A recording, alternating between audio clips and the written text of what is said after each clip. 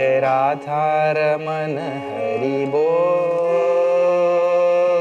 जय जय राधा रमन हरि बोल। ओ जय जय राधा रमन हरि बोल। जय जय जय जय राधा रमन हरि बोल।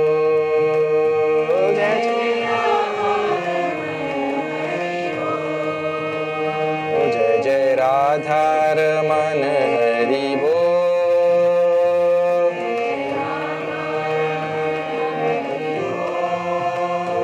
जय जय राधा रमन हरि बोल।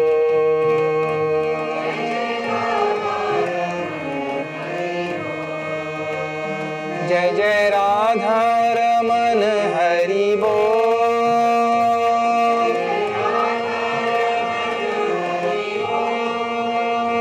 जय जय राधा रमन हरि बोल।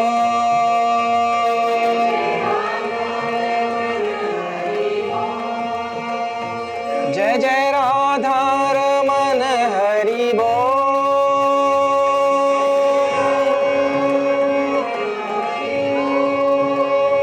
जय जय राधा रमन हरि बोल।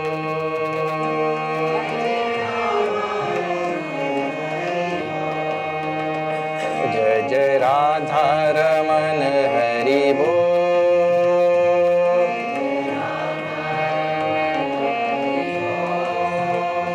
जय जय राधा रमन हरि बोल।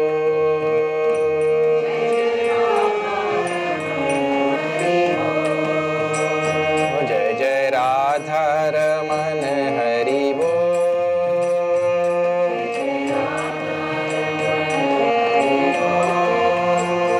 जय जय राधा रमन हरि बोल।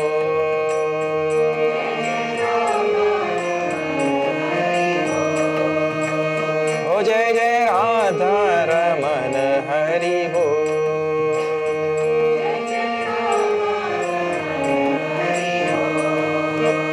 ओ जय जय राधा रमन हरि बोल। जय जय राधा रमन हरि बोल। कृष्ण कन्हैया लाल की जय। Okay. So we'll chant from beginning again.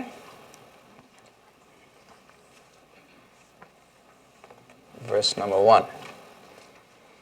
So you go on chanting like this, you might be able to recollect all those verses by the end.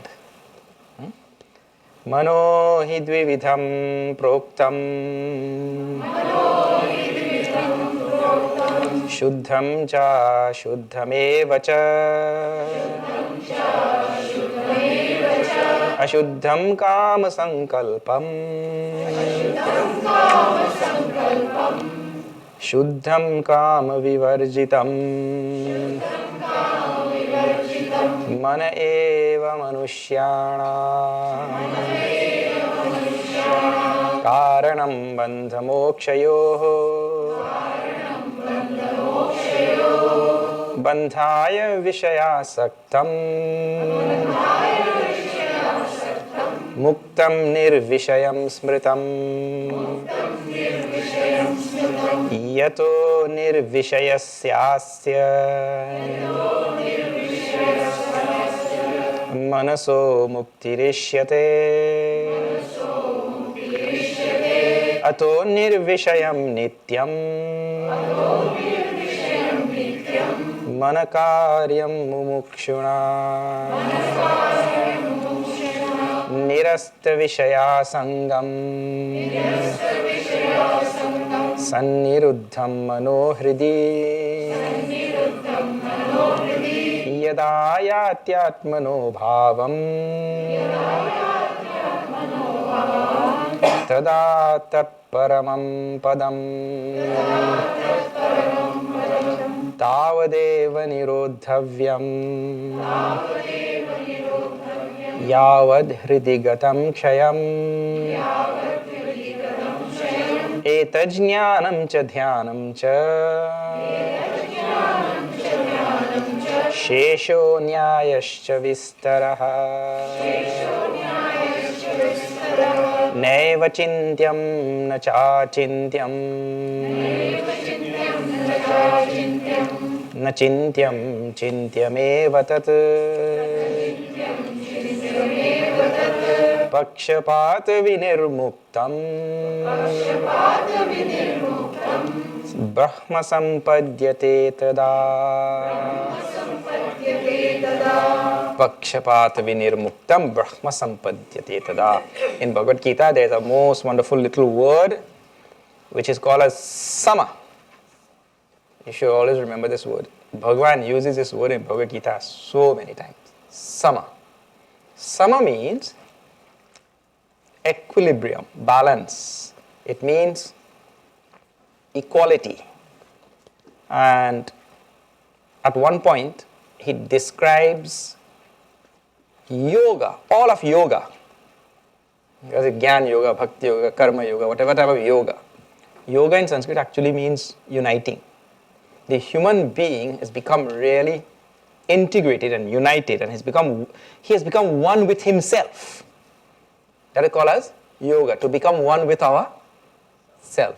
And that has happened when he has reached this state of samatvam. So he says samatvam yoga uchyate. Samatvam is itself yoga. Samatvam means that the person has, I'll tell you what is this. If there's a positive charge here and a negative charge here, like in a magnet, right? And you find the midpoint between the two. That midpoint is what charge? Neutral. It's neither negative nor positive. Or you can say that is both. Because that is where both meet, isn't it? It is both positive and negative. That point in Sanskrit is called as sama. Sama point. So the person who stands there, he has access to both positive and negative. At the same time being neither. At the same time being both and being neither. It's called as sama point. So to really bring our life to that point where I have really relinquished both positive as well as Shubha phala tyagi, he says in Gita. Shubha phala and Ashubha phala tyagi means one who renounces both positive and negative. And to just be. So that is the point of being. The other point, 2 points are points of becoming. When I am on this side or on that side, see in your life also. If, see, there is rich and there is poor. So if I am in one of those, I want to become something, isn't it? So if I am poor, I want to become rich. If I am rich, I want to become richer. So it's always a point of becoming. You want to become something. So to stay right in the middle, that is called as the sama point. So this is the meaning of pakshapata vinirmuktam. To stay right in the middle, state of balance, equilibrium, equipoise. So anything happens in the world, I am not disturbed by any negative thing, nor am I disturbed by any positive thing. Because positive thing can also, yippee! I jump in jubilation like that, right? But any pendulum that swings on this side, pretty soon it will swing on the... But you never see a pendulum come and stop here and go back. It doesn't happen. If it swings this side on the positive side, it will swing also on the negative side. So it means to say if I participate in all the positive things in the world, I have to also prepare myself for all the negative things. And so my life will be going like, swinging like a pendulum all the time. So we say, no. The philosophy of Vedanta is what? I cast out both. And I just be. I don't want to become anything. I just am. The moment I step out from that zone into participating in anything, well, I invite the other side as well. It is unavoidable. So, very, very important word to reflect on. How we become. Now people say, Swamiji, you will become a stone. You will become like a dead being. You're in society, you're in the world, and you're not participating in this side, this side. We say, no, you can participate in everything. Mentally, you see that you're really not a one who promotes this side, nor promotes that side. You're participating insofar as the society and the country you're living in requires you to participate. One more thing which helps very much in this. I'm giving you hints. And when you're thinking about becoming Pakshapati Vinirmukta, what you should do to help you become like that. So I'm going to give you one more very important tip or hint that you could think about. When you say that, okay, I participate in all of these positive things and I stay away from these negative things, at a certain level, that is fine. That is why in scriptures there's something called as satsang and kusang. So we have to stay away from kusang and stay in satsang. That helps a sadhak when he's at a certain point in his journey, right? But at a certain point in his development, nothing is satsang or kusang for that devotee. He is able to stay wherever and still maintain his balance and his equilibrium and all that sort of thing. If we have not reached that stage, then we have not reached anywhere. We're supposed to aspire to reach that stage where I am in the midst of anything and I still remain balanced and undisturbed and all that sort of thing, right? So to help me reach that stage, I can start thinking in this direction. Which direction? Start thinking that in this world, really speaking, nothing is absolutely good or absolutely bad. These are relative terms, isn't it? So use this relative principle to help you come out from this realm of positive and negative. Really speaking in the world, all things are only relatively good or relatively bad. We actually, society and people, human beings, we add some sort of tags or labels to certain things, that this is bad or this is good, like that. They're all things that we have added. See, for example, vegetarian people, oh, vegetarianism is so good. These people, they eat meat, Yeah. Who do add those tags? But vegetarian people don't get any less diseases than anybody else, isn't it? Same diseases, no? Have you seen? So all the people in the hospitals, they're only meatarians or what? Vegetarians also. But we add little tags, this is good and this is bad and all that kind of thing. So that's only from a relative standpoint. What is clean and what is dirty and what is good and what is bad, what is preferable and not preferable, all we have added. So always remember that thing. So like for example, that dirty drain is there, right? You say, hey, dirty drain, nobody wants to go there. But inside that drain, some bacteria are living there, those fellows. And you go and you ask him, hey, are you in hell or heaven? He says, what are you talking about? That bacteria is in heaven there, isn't it? This is home. In some of the Inuit culture, Inuit means those people who live near the North Pole and all, they have some part of that, some tribe. Their culture is when an old person becomes infirm or anything, they cannot manage to live by themselves anymore. They put them on a piece of ice and they float them away. That is what is it called? A most fitting send-off. They feel that this is how we should send off this person, they'll meet God. Now, to us, that thing seems reprehensible, isn't it? We feel so bad to send your grandfather on a piece of ice and you send him over.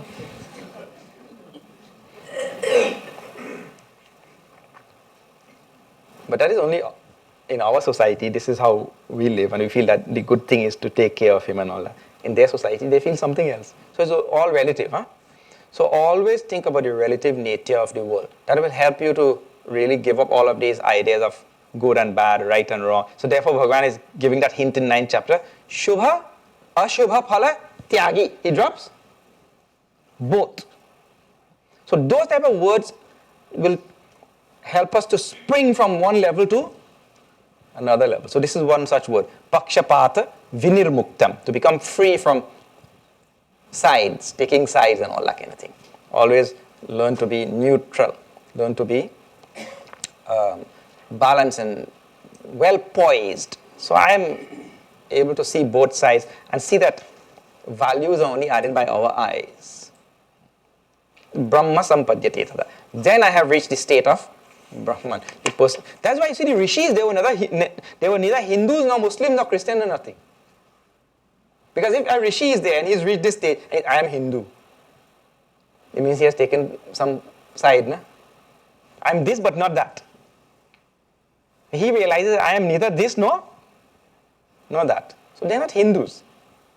And the Vedantic literature comes out like that. The Vedantic literature is not Hindu literature. This is meant for any and everybody. You see? Bhagavan himself tells in Bhagavad Gita, Samoham sarva bhuteshu name dveshyosti na priya. Sama word is coming there again. That he is in the middle. The Lord says, I do not love these people more, nor these people more. I do not hate these people, nor these people. So when religion itself also teaches that, for example, the religion tells, no, we are the ones who got the direct message from God. These people did not get. So somehow we are the chosen ones. Now come on. This is children prattling, you know. This is the prattle of children. It means you are at a superficial level of understanding and existence that you hold yourself above and apart and you give no place to others. But the Lord is telling very clearly in Bhagavad Gita, look, I have no special preference for this group, nor that group. That means Bhagavan is not a Hindu. Bhagavan is Bhagavan. He's not Hindu, Muslim, Christian, Buddhist, nothing. Free from any party. Pakshapat. Free from that. Very clearly, it is in 9th chapter, you see that verse. Now some more hints are given in our sadhana about how to bring this mind. Remember in the previous verses, he's talking about bringing this mind home to Om. Om is where that pure self is there. So bringing that mind home. Now see this verse number 7. Swarena sandhayet yogam. Aswaram bhavayet param.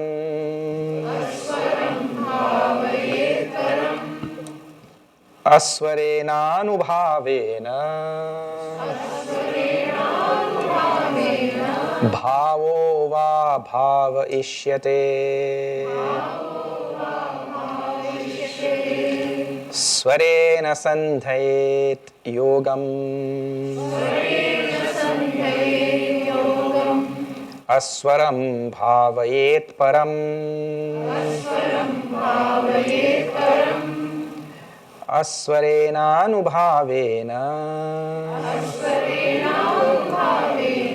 Bhavo va bhava ishyate.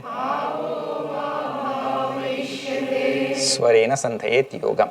So the first stage in yoga, it says, or in my practice, Swarena sandhayet. Sandhayet means I should meditate, should concentrate, should reflect, should ponder, or should keep my mind on the swara of Brahman. Swara of Brahman? Brahman, absolute reality, is represented by that Om symbol, Om, you know. So what is meant here is I am supposed to sit and keep my mind fixed on the sound of Om. Swara. Swara means sound. So either loudly I chant, which is Uccha, or Manda, or Chittajam. I chant loudly or softly or in the mind, whichever level of chanting I am doing. 3 levels of chanting is there, right? I chant loudly so others can hear. Manda means I chant softly, only I can hear. And Chittajam means I chant in my mind, but there is no sound coming out. So whichever level of chanting I am comfortable with at whatever point in my journey, you can try all of them. See where you're comfortable. In fact, sometimes today you're comfortable chanting in the mind, but tomorrow you come from a very busy day and you've had such a terrible meeting at work when nobody agreed about anything.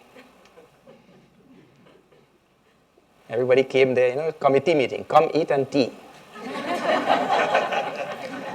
And nothing was achieved. You know what the minutes of the meeting record the hours spent achieving nothing. That is what is there in minutes. Anyway, so that's the type of meeting you had, and then, you came back disappointed, nothing. So those days it is good to chant loud. Whatever you're chanting, chant loudly. And there are some days you come, everything was quiet and nice, you had a good day. So you no need to chant loud. There was no traffic also. No Florida traffic. So chanting softly or chanting in the mind is easier. So depending on your day also. But whichever level it is now, you practice concentrating on the sound. Om. So you're keeping the mind on that sound. Then it says, aswaram bhavayet param.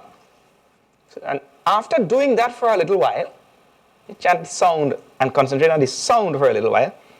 Concentrate on the silence which is behind the sound.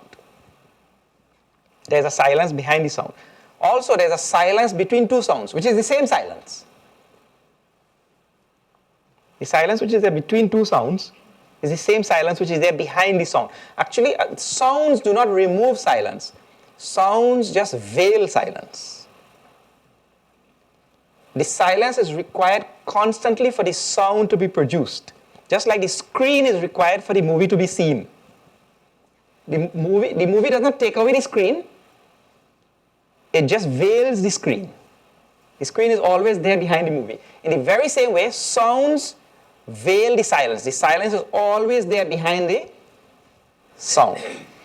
So after concentrating on the actual sound itself for a long while, we're supposed to shift the attention from the sound to the silence behind the sound. Aswaram bhavayet param. That is the meaning of that. You may not be able to do this in one try or two tries or like this. Requires practice. So to switch from the sound to the silence behind the sound, there's still an intermediary stage there. So what you do? You chant Om. That Om tapers off into silence. It dies away slowly into silence. And there's a break there of silence, and then the next Om starts. So the intermediary stage is you concentrate on that short little bit of silence. So chant Om, till the Om is this long, then there's a little break, so you concentrate on that silence. And while chanting the next Om, you're looking forward to the little bit of silence. So slowly you move your mind from the sound itself to the silence between the two sounds, a little bit of silence. And you have to do it so well that your mind is 100% with the...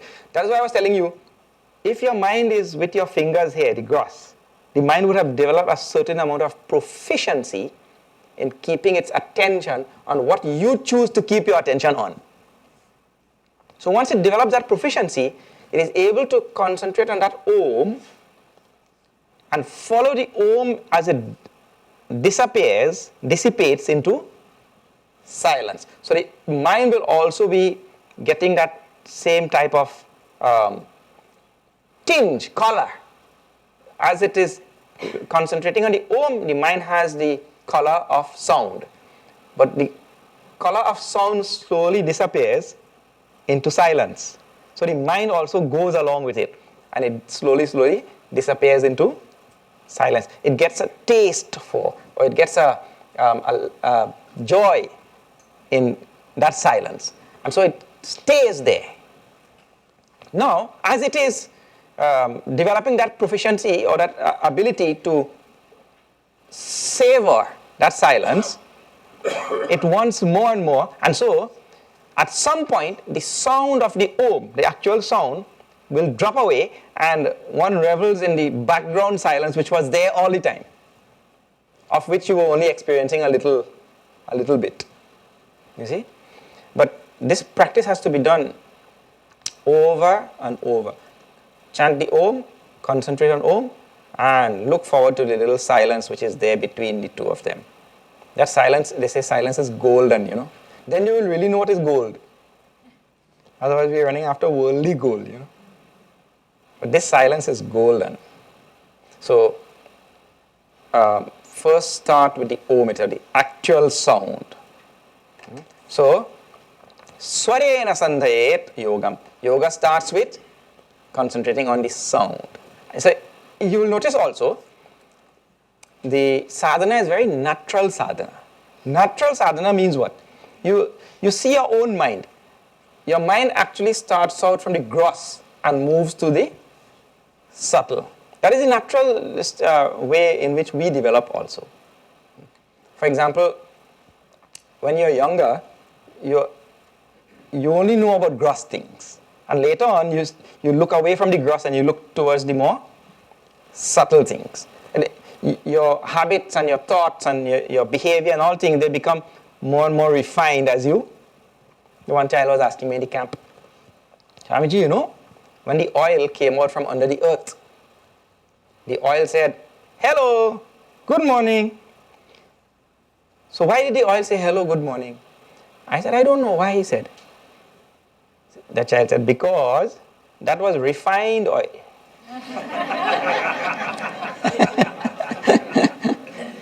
So, as your life goes on also, you will see, because of circumstances and things around, you also become more and more refined. Like for example, you used to tell things bluntly. Then you realize, no, when I tell it bluntly like that, it hurts people, So I should not tell, even though it's the truth, I should not tell it bluntly. Truth also should be said in a pleasant way,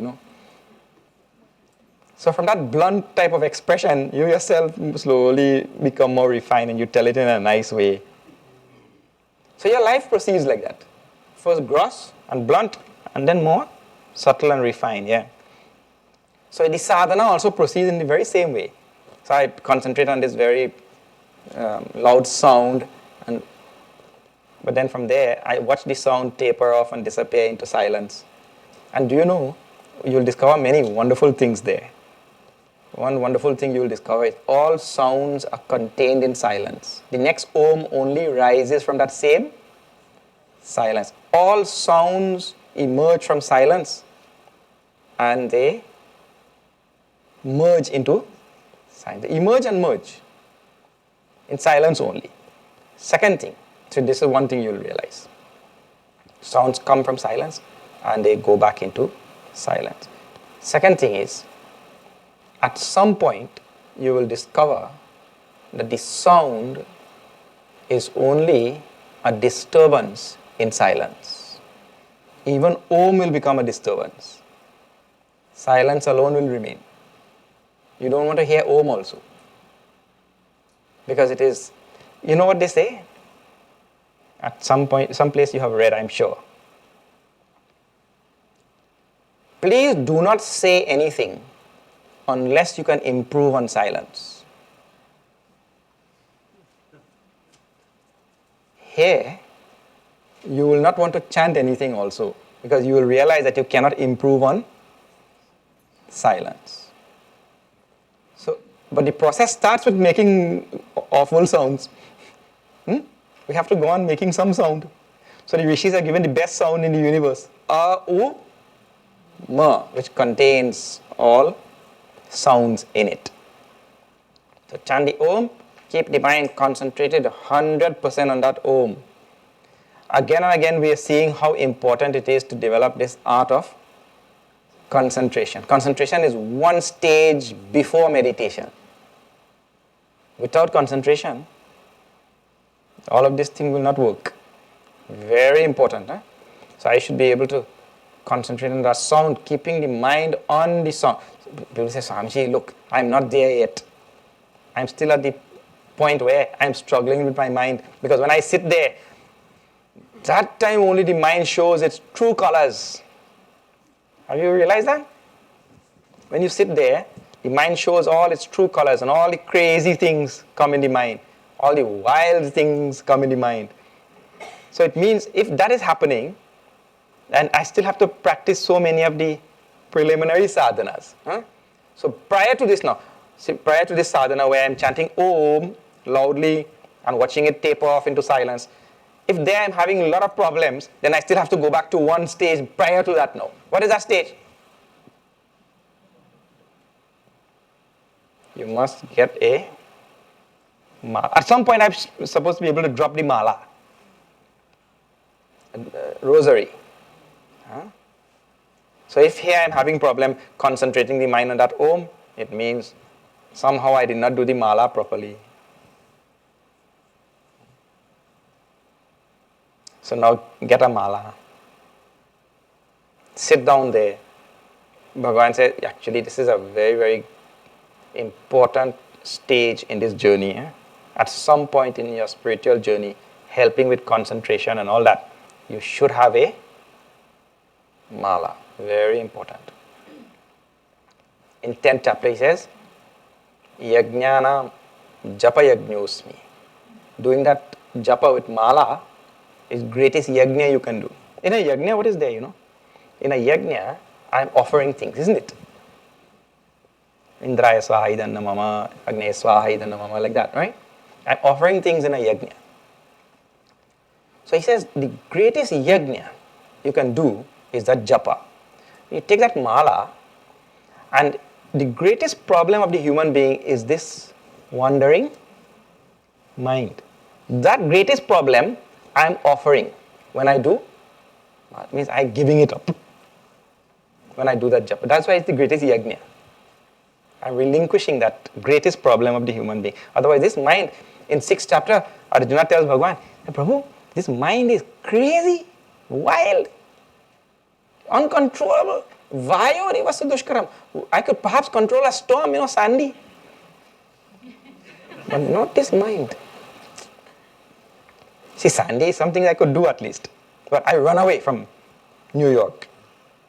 I go to Chicago. No, Sandy cannot touch me. From mind, where you will run? Baladivani yojitaha. It is, what is that? Chanchalam hi mana Krishna pramati.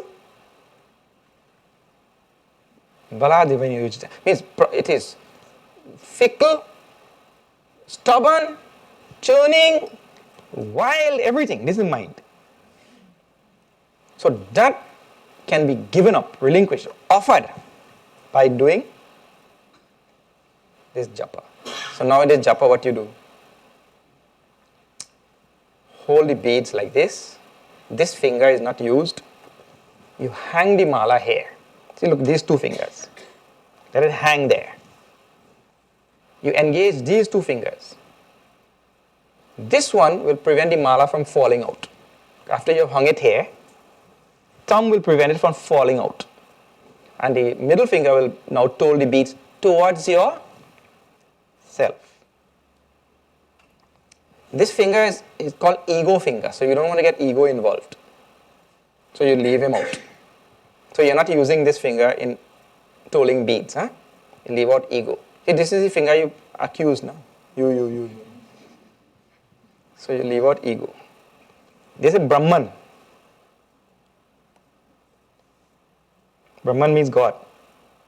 This Ahankar. Ahankar is ego. You leave him out. This is Buddhi. Mana and Chitta. The Antakarana. So you're engaging them and leave out ego from that. Now you toll the beat towards yourself, indicating that you want to go in. You don't want to toll beads out. You don't want to go out. So you go on. Now there should be perfect synchronicity between the tolling of the beads, because this is a physical act, the chanting of the mantra, which is speech, and the concentration of the mind. So the three levels of the personality: Kaya, Vang, Mana.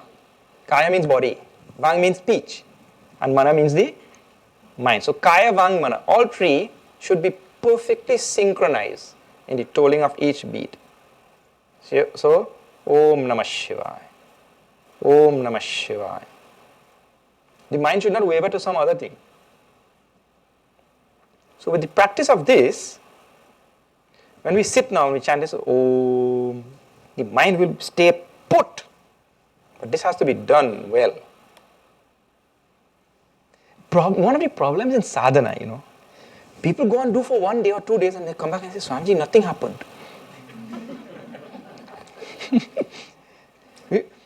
See, look here.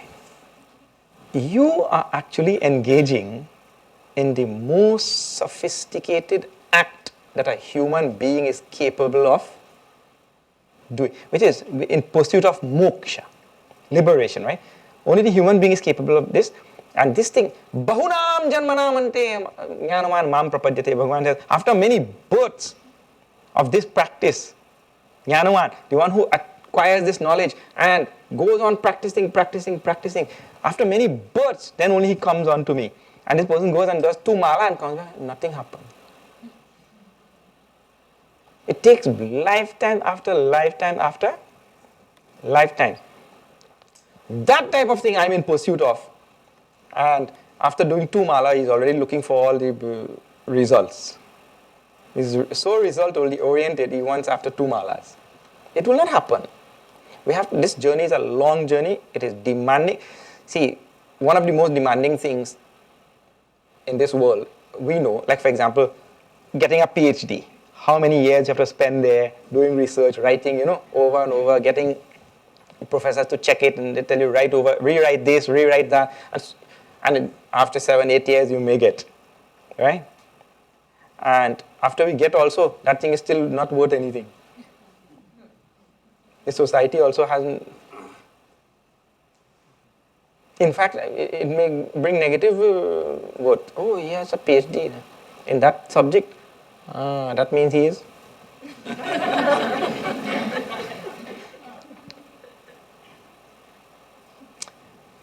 So a worldly thing takes so much of effort, which in the end amounts to nothing. What to talk of this most lofty goal possible for a human being? There is no goal that supersedes this goal. Suppose you have to become president of the United States. You have to get into politics today, start. How many lifetimes you will have to work in that field and know politics so well and develop all the traits and characteristics required to become a president? How many lifetimes it will take? Just for that one thing. And when you leave office, everybody said, oh, such a foolish president he was.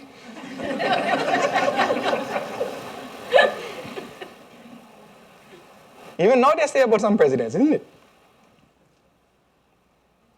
So, such things also take so many lifetimes.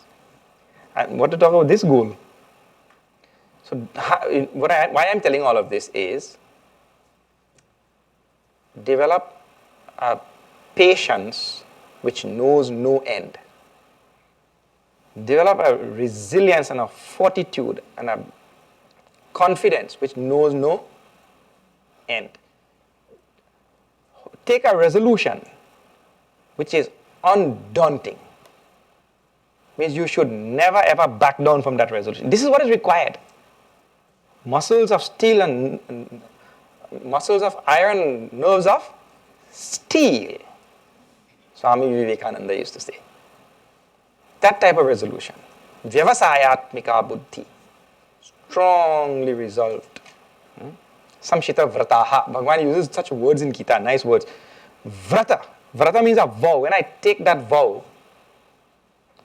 one word is vyavasaya. Vyavasaya. Vyavasaya means one who takes a resolution. And then the other word he uses is called a vow. Vrata. These 2 words come in Gita. One difference is both the words are nicer. Strong resolution. But vow word is even more nice. Take a vow. What is the difference? In a resolution, if you break, nothing happens. In a vow, when you break, you should put some punishment also. I am supposed to do 5 malas per day and I did not do 5 malas. So you say, in the days when I do not do 5 malas, the punishment is I will do 10 malas. That is called vow.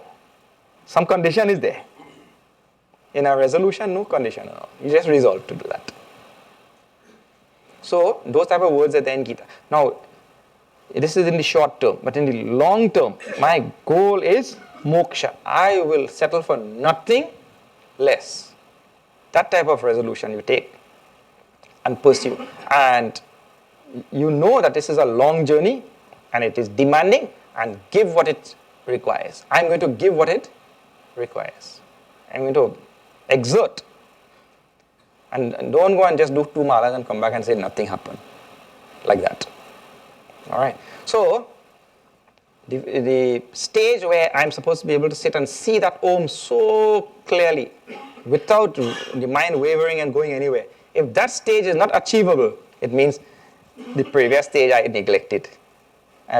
Now, some people say, Swamiji, what to talk of that? Even when I sit there, mala and all in hand, mind is.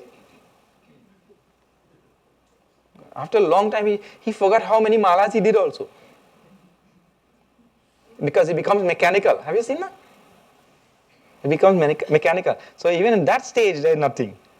So now, if I find that stage also difficult, then what he has to now go to stage before that now. What is stage before that? Stage before that is dedicated action. That is called a karma yoga. Seva. We have to do some seva. Get ourselves involved in some seva. At the same time, keep in satsang every day. We'll make sure that we are in satsang every single day. Set aside your evening period, 7 to 9 or something, for some form of satsang, some form of self-study, swadhyaya, something. I should be engaged in that thing every single day, never missing. At some point, we are supposed to be able to drop all the social engagements and all that kind of thing, which really amounts to nothing. They don't bring any benefit. A real sadhak puts sadhana and spirituality way ahead of social engagements. When you find that I have met many people, they find the social engagements also a big hindrance. It means that you are really progressing on the path. There are some people who are all too willing to give up the satsang for the social engagement. It means still you have to advance on that path. Why didn't you come last week? So, Swamiji, family function was there, you know. So which is more important, your moksha or family function? Swamiji, if you, in this type of society, if you don't go, people make all nice, convenient excuse and all, you know. One place I was taking, Swamiji, I could not come to your satsang last week. Oh, okay, but you're here this week, no? Yes, but last week I could not come. No, in repeating it, there's a demand there for me to ask why. I don't want to ask why, you know. Because we get into some other thing, you know. So I did not ask why. But because I did not ask why, she went on to tell anyway. I did not come. Because there was nobody home to see the dog, to be with the dog. The dog was alone.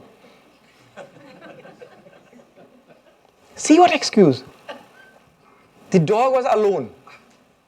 And we are not in the habit of leaving the dog alone.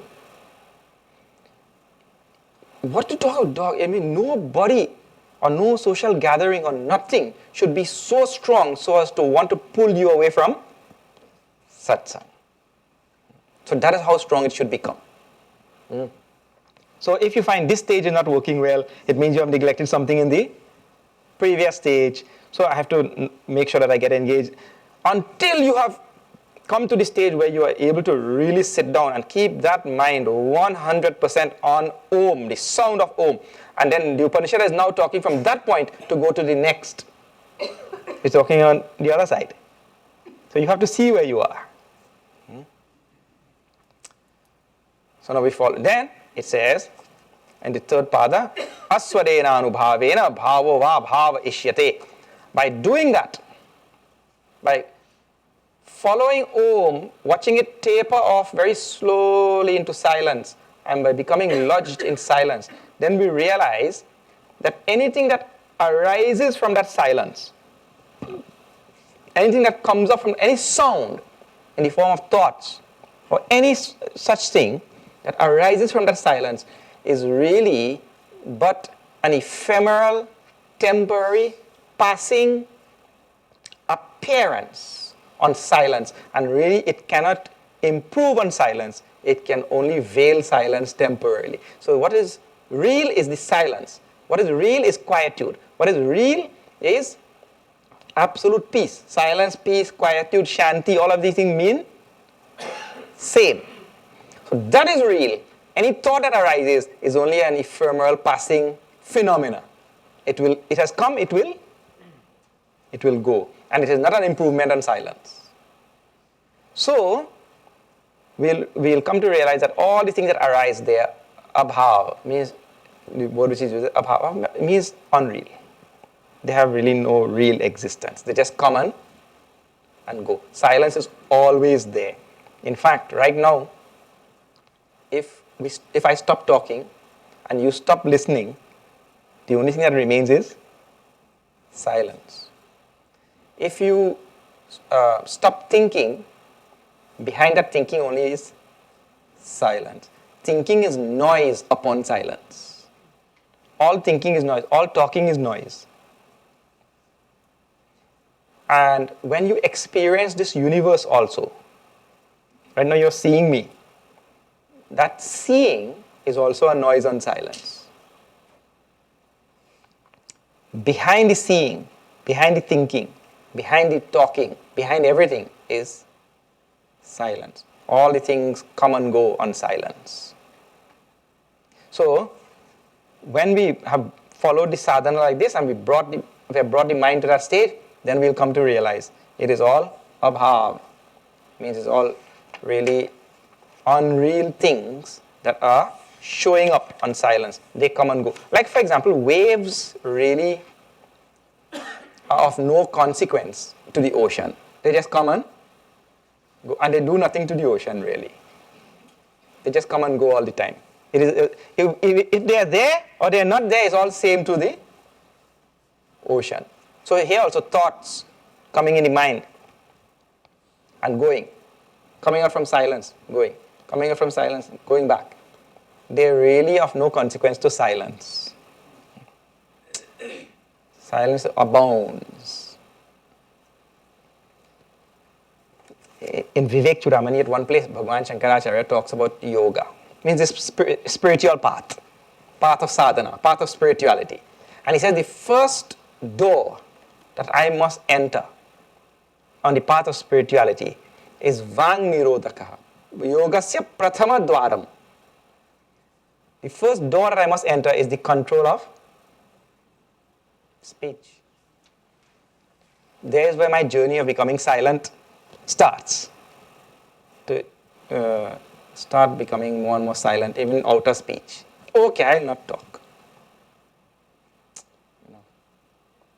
Like that. It also helps us to listen more.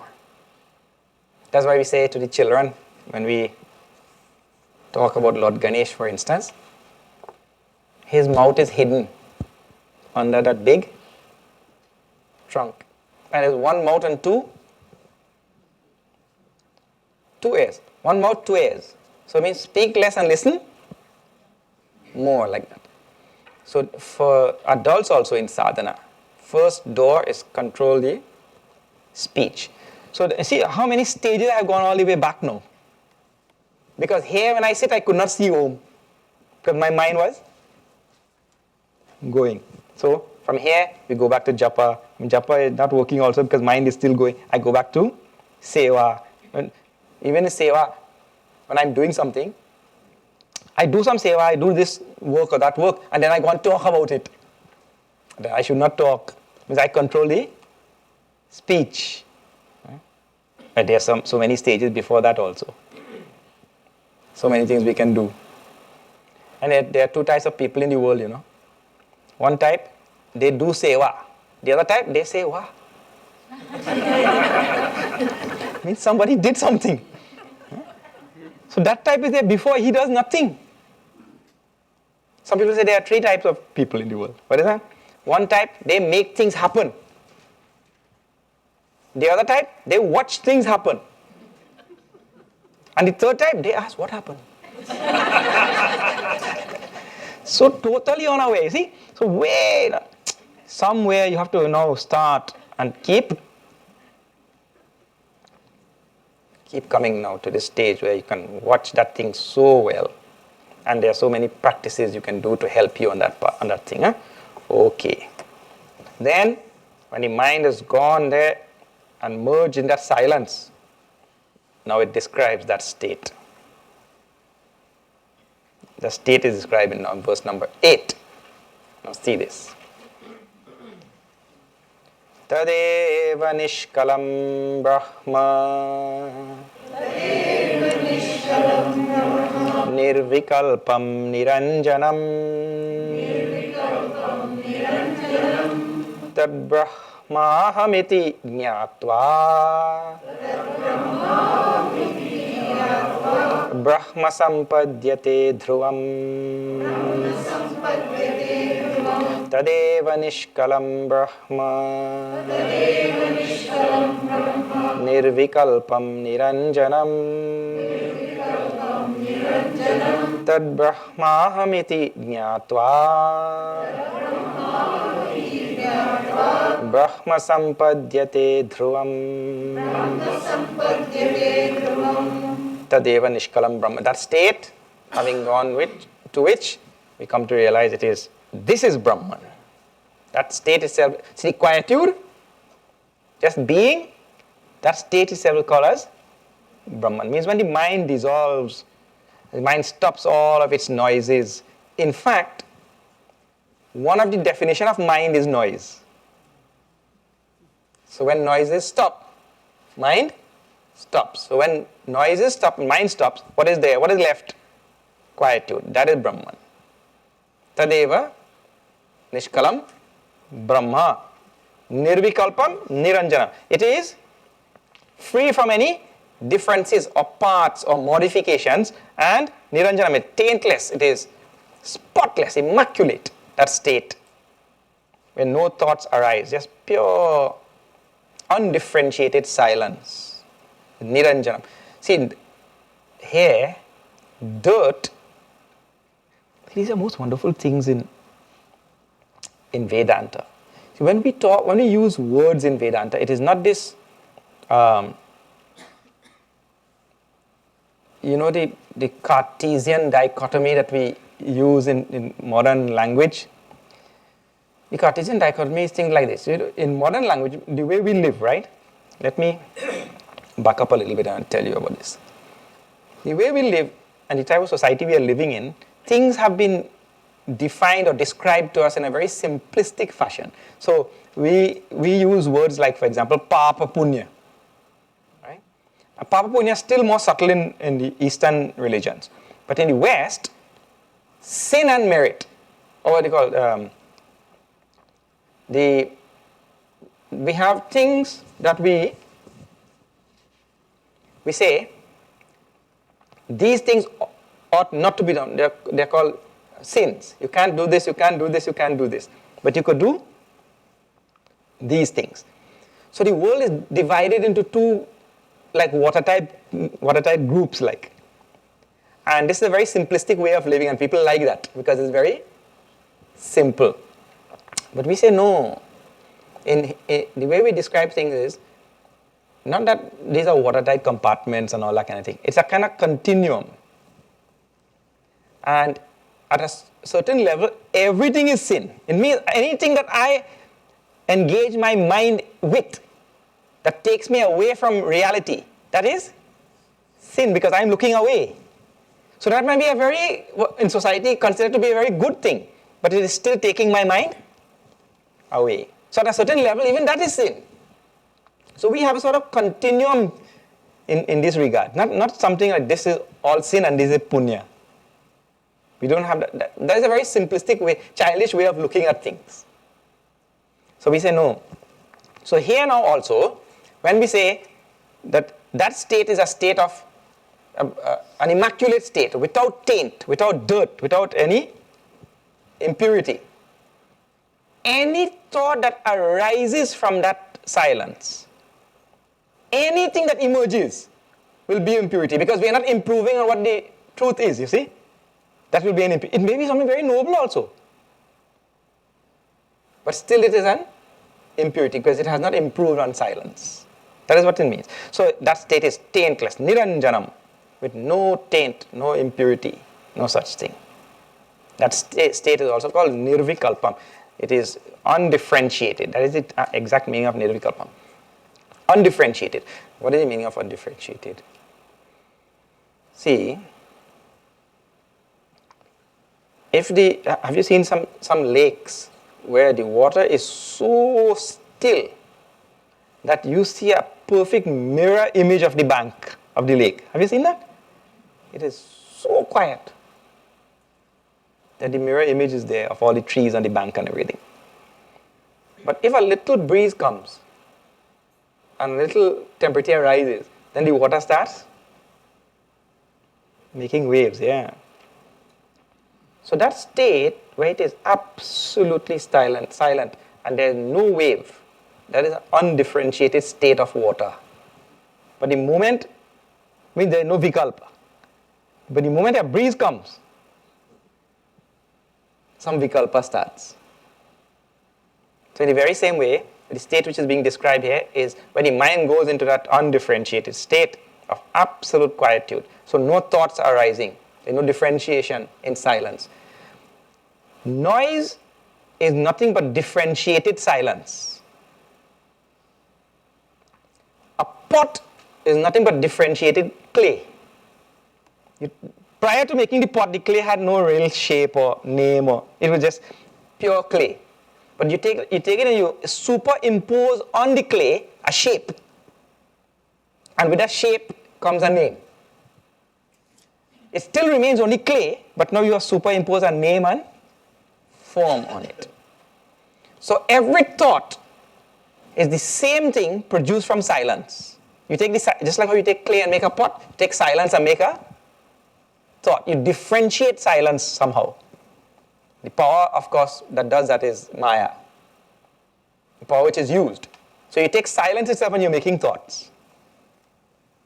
Just like you take clay and you're making pots. So you take silence and make thoughts. So when that is done, every instance in which that is done, it is called as vikalpa. So this state is called as nirvikalpa. Nishkalam. All that, those type of words are used. So here, the word which is used is nirvikalpa. No modification of silence. Silence remains as silence.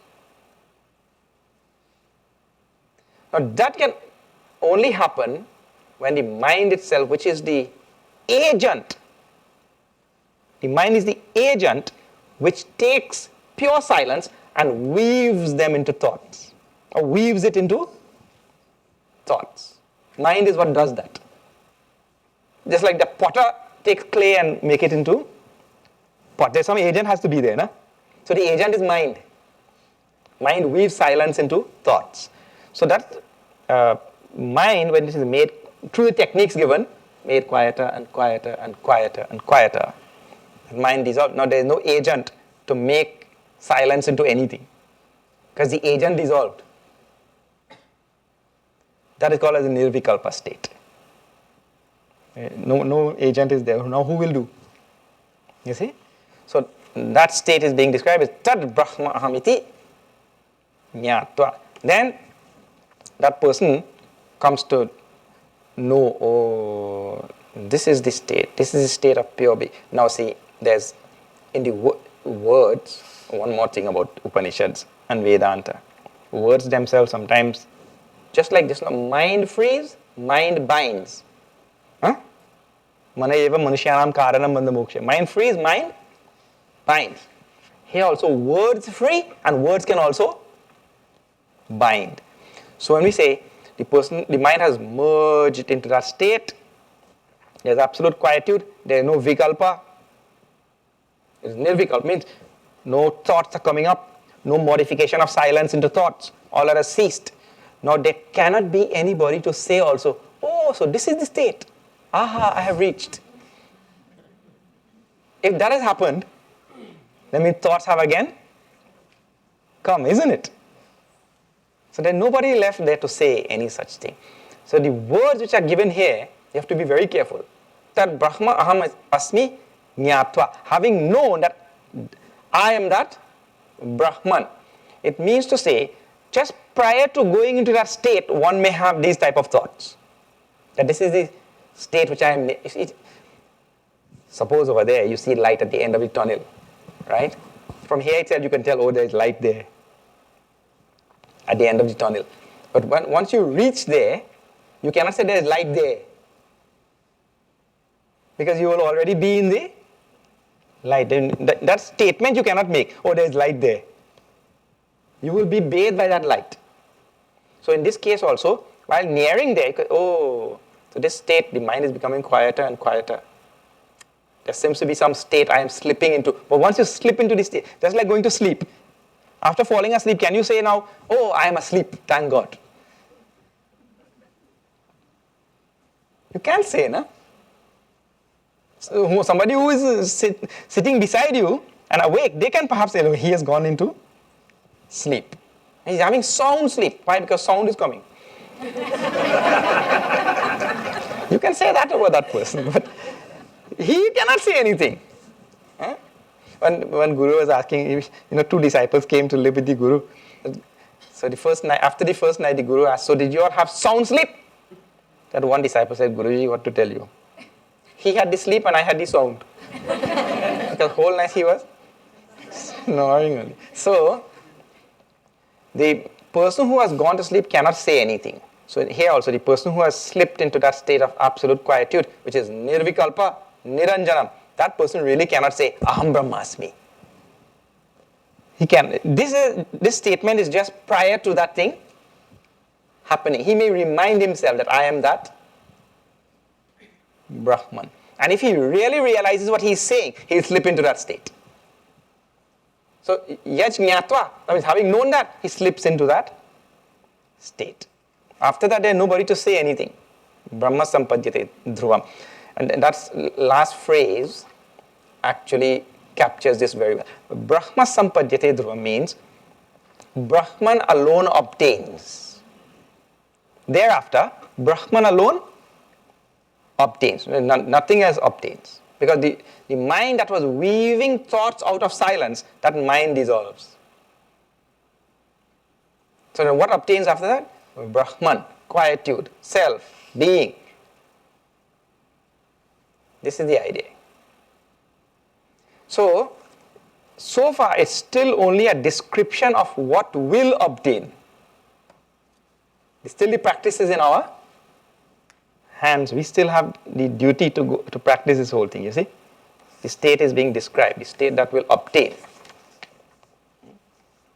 Again, that state is being described in next verse. And some little warnings are also given. See now. Nirvikalpamanantam cha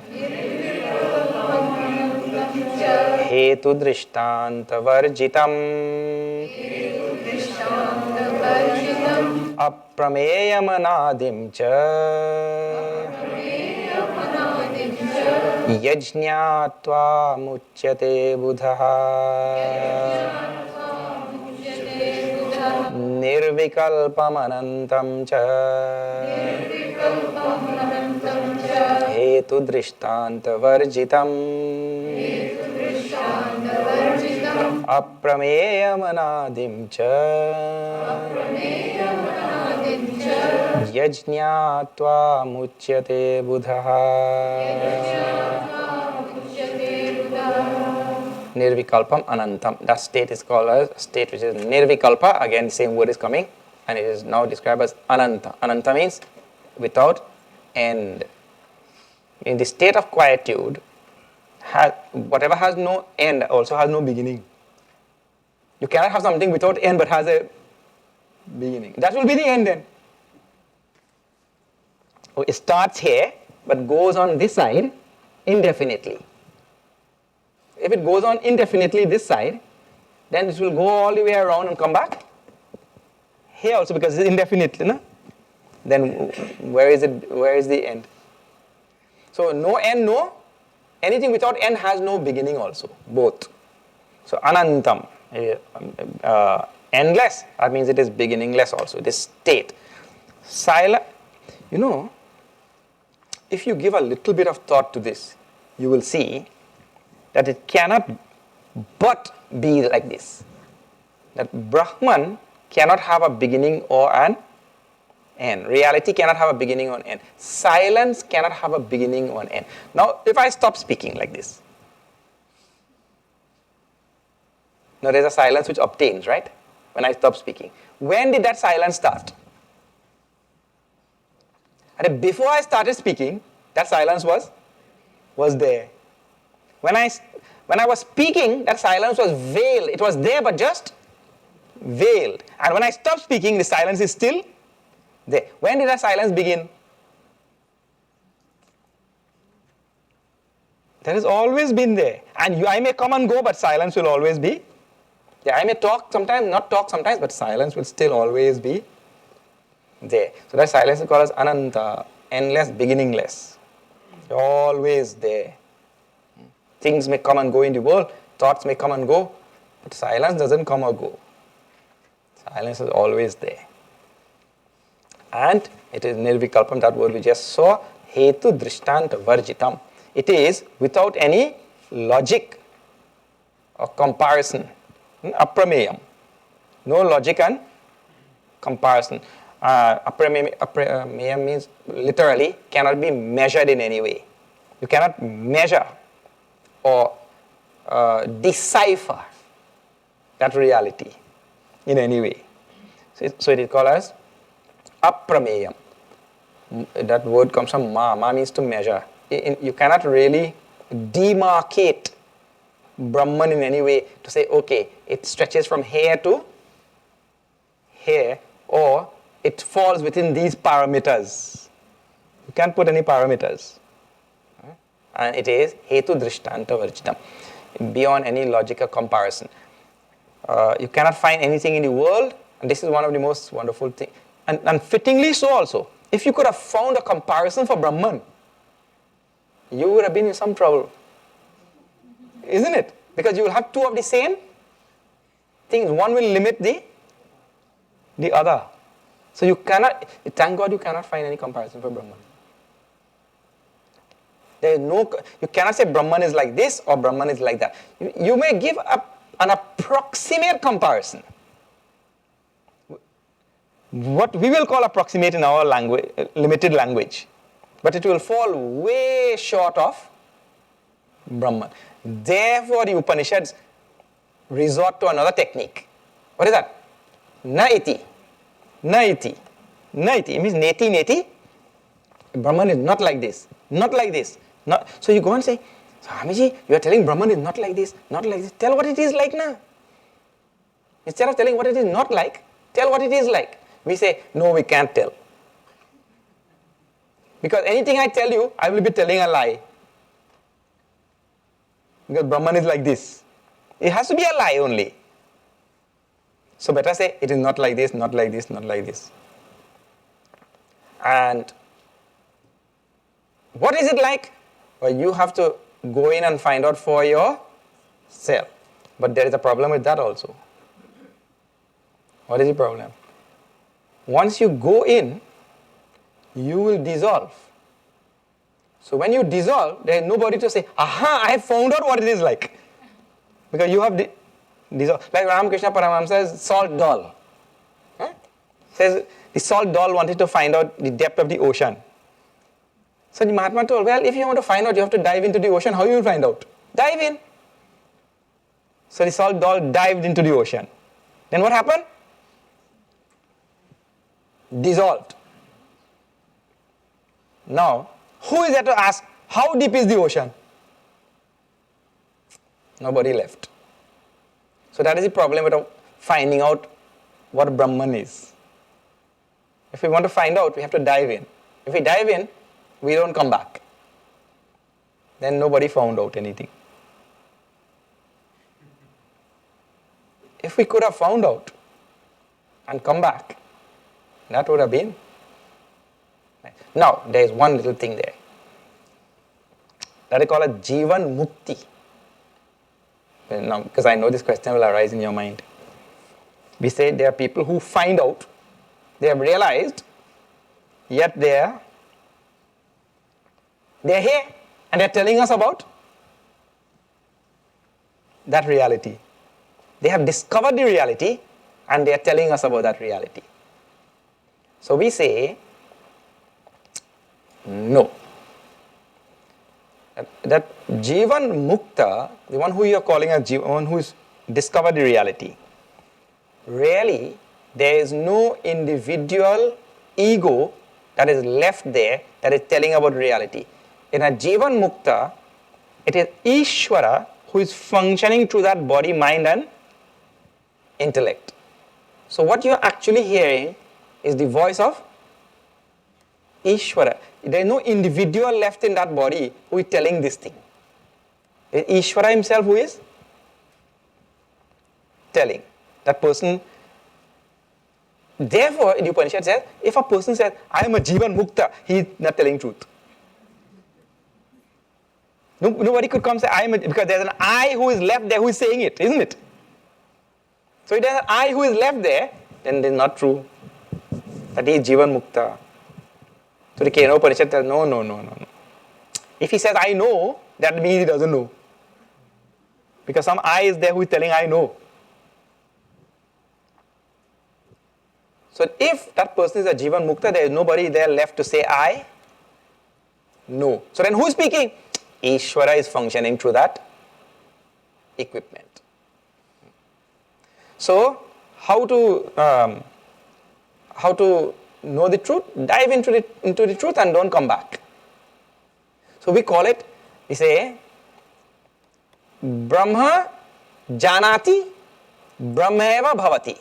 The one who knows Brahman, he becomes Brahman. The salt doll who knows the depth of the ocean has become the ocean. Now, really speaking, there is no real knowing there, because what the doll will know? Or who is there to know? So we say the state of knowing is really the state of becoming that, or state of being that. So, when we think like this, we realize that there is no example or no logic to really define that, because there is no one who can go there and come back to define anything and give any logic. And because also that is one without a second. Brahman is one without a second. So where you will find any example to this, Brahman is like this, Brahman is like that. Sometimes, I meet somebody in Jacksonville. When I go to Atlanta, I meet the same person. When I go to Chicago, I meet the same person. When I go to Toronto, I meet the same person. Then I say, what is this? You are Sarva Vyapi like Brahman? Wherever I go, I meet you. It's all pervasive. Anywhere I go, I see you. So we jokingly say that you are like Brahman. But those are only little words to point the mind in a certain direction. Like for example, here, in winter time, you have one time. In summertime, you change your time, isn't it? You 1 hour behind you go, or 1 hour forward. So in your summertime, you're same as Trinidad time. And now in winter time, you're 1 hour behind Trinidad time. So your time keeps changing. Trinidad time is changeless, like Brahman.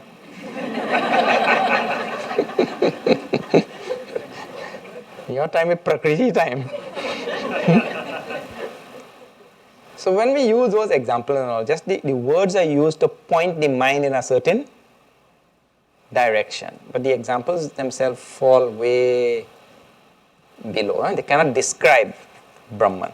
So it is Dretu, Hetu and Drishtanta Varjitam, without any such logic and comparison, and Aprameyam, immeasurable, unparalleled, or cannot, one of the other meaning of aprameyam is indefinable. It means you cannot define. Now, in order to define something, think. To define anything, we have to find traits and characteristics of that thing which marks it apart from the other thing. Then only we can define this thing, isn't it? So traits and characteristics, first thing. Second thing, we have to find the boundaries of the thing. The thing stretches from here to here. So we define it in a certain place and a certain time. And we define it by its qualities. Those three things. In a particular place, at a particular time, and having these traits and characteristics. Then only we can define. Now it is Brahman. Which place it is there? We cannot restrict it to any place. Which time it is there? We cannot restrict it to any time. And then what qualities? Traits and characteristics. Qualityless. Or having all qualities, if you want to say. You see, with Brahman, this kind of middle position doesn't work so well. In sadhana also, middle position with regard to worldly things. I'll give you an example. We feel, for example, I am related to this group of people, these are my family, and those people are not my family. That is a middle position. We say, either I am related to nobody, or I am related to everybody. That is the extreme position. That is better for sadhana. Once I hold on to this one little group, my sadhana is not going to take me anywhere. It means I cast out a whole big group of humanity. I feel they are not my people. These only are my people. That solidifies my attachment and all, identification and all that. But when I give up, I'm related to all people. That is better. Oh, I'm related to nobody. That also, both are extreme positions. That is better. So here also, with regard to Brahman, which we are talking about, which is called as aprameyam. Now, because Brahman has no boundaries, if I go on saying Brahman is like Sat Chit Anand, or Brahman is Sat, or Brahman is Asat, whatever I say, I am putting some boundaries, some limits, some demarcation, some lines, some defining points. So I have to give up all of those. Aprameyam, no defining marks or points, or no defining characteristics or traits. In no period of time, Brahman used to be there in the old days, but now I think he has gone into hiding. Or Brahman only lives in Himalayas. Space. No such thing. Yajñātva muchyate buddha. That wise man who realizes this, he becomes free. Now, for the person who is nearing that state, that person who has even merged, there is nobody there left to say that Brahman is like this or Brahman is like that or the other thing, right? But for the person who is nearing that state also, he comes to realize some very important and wonderful things. That will be told in verse number 10. Now, see, we'll chant and we'll see that meaning. Next class. We have one more class in the evening, no? Na nirodho na chotpattihi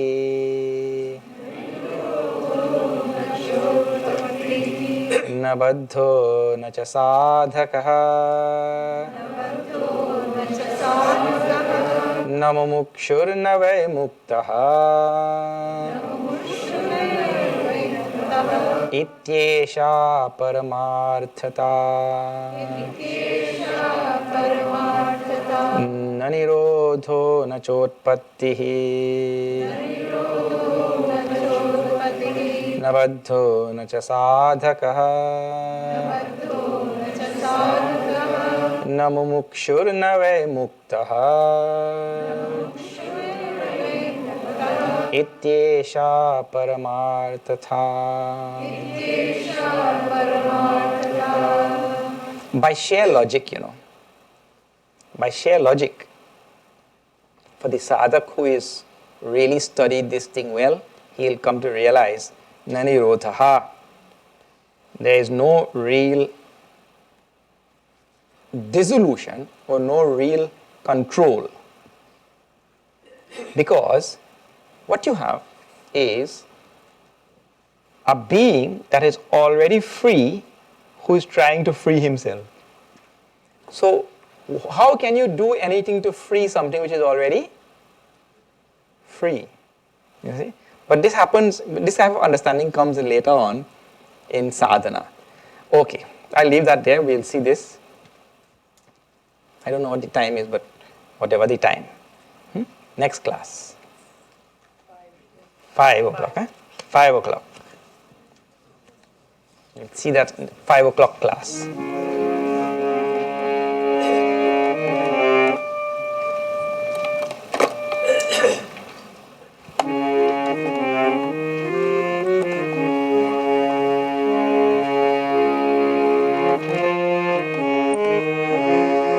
Keshava Madhava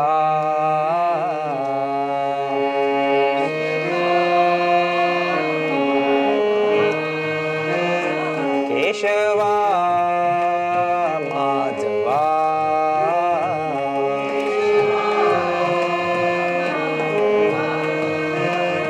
Jai Deva Madhusudana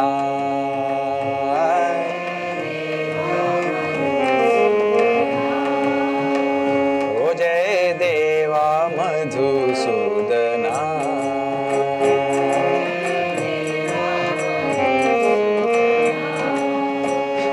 Shiva Madhava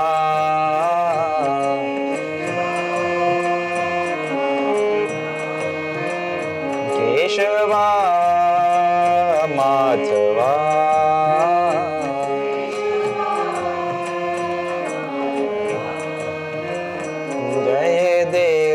Madhusudana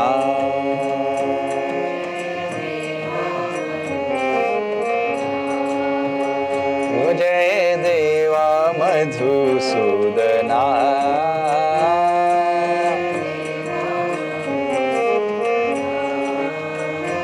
Jai Deva Madhusudana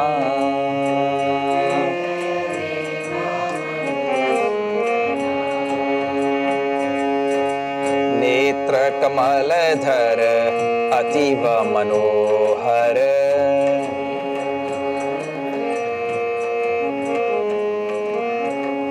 नेत्र कमलधर अतीव मनोहर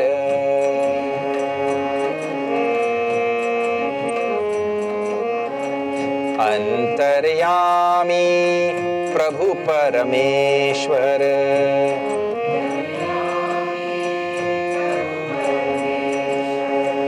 अंतर्यामी प्रभु परमेश्वर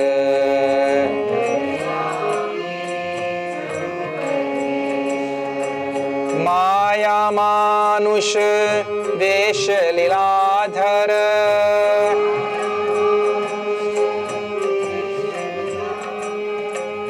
माया मानुष वेश लीलाधर वेशनादर देवा मधुसूदना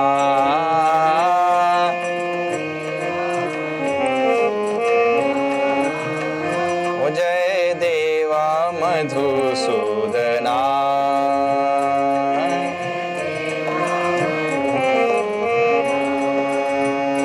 केशवा माधवा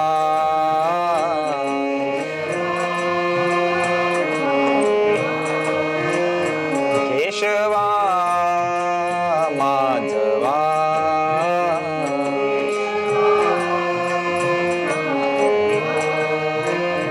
जय देवा मधुसूदना